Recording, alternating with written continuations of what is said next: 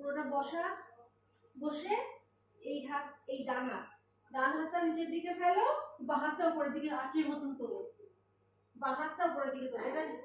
এটা নিয়ে এইখানে আসবে, এটা হাতের উপরে। হ্যাঁ, বসে একটুখানি ফেলে দাও, হয়েছে। এইবার এখান থেকে আবার ঘুরে যাও, এইদিকে ঘুরে যাও, এবার ঘুরে গেছো। এবার এখান থেকে